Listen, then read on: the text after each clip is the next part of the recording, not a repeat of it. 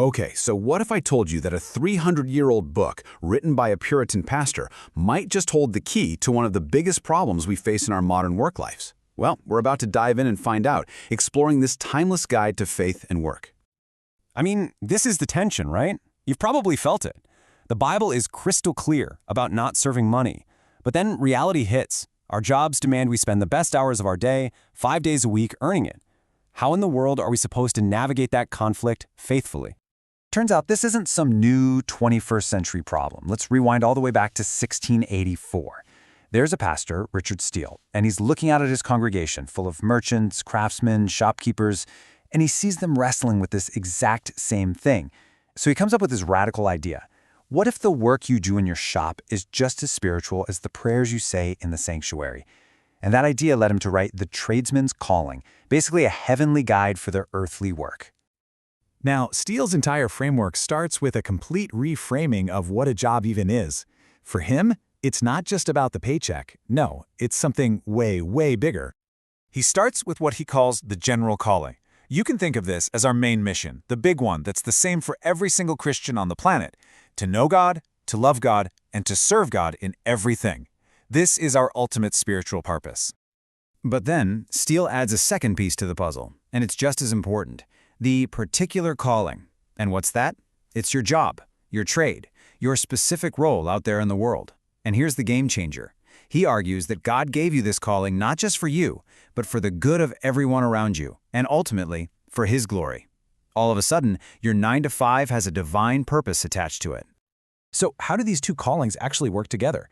Well, Steele points right to this verse to show they aren't supposed to be in conflict. They're meant to be totally integrated. And the takeaway is just huge. Your faith isn't something you're supposed to leave in the car when you walk into the office. Your job is the main stage where your faith is meant to be lived out, day in and day out. And this slide just lays it out so clearly. Look at the difference. On one side, you've got the world's view: work is a grind, a necessary evil you endure for a paycheck. The goal is personal gain. But then you look at Steele's view: work is a divine assignment. Its purpose is to serve God and others. This changes everything, doesn't it? Success is no longer measured by wealth and status, but by faithfulness and usefulness. Okay, so if your job is a divine calling, how does that change how you actually do it? What does it really mean to be a faithful tradesman today in our modern world?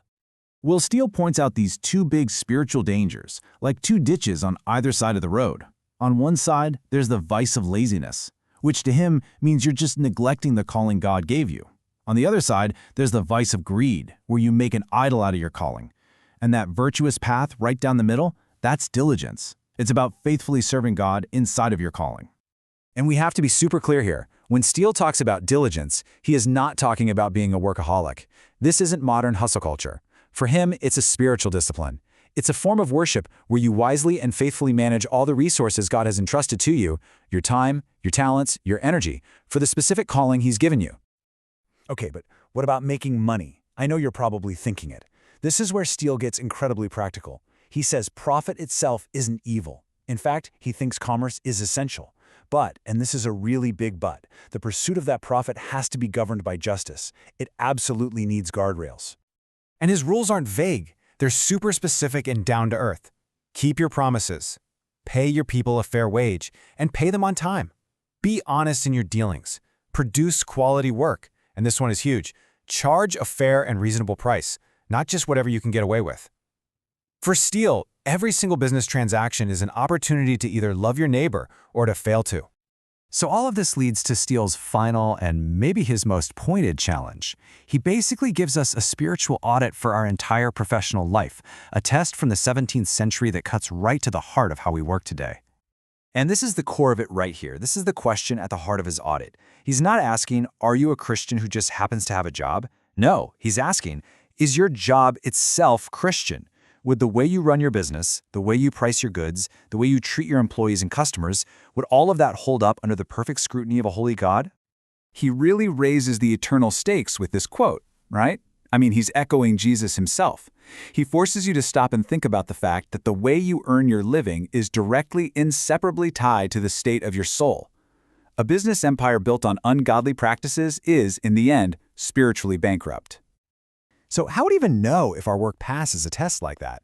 Well, Steele doesn't just leave us hanging there. His book is full of these really sharp, diagnostic questions to help you perform that audit on your own calling. We've really only just scratched the surface here today. The full text gives you a framework to examine your work in a completely new light. It's a challenge from centuries ago that asks a very, very modern question. Is the work you do every day building a worldly estate or an eternal one?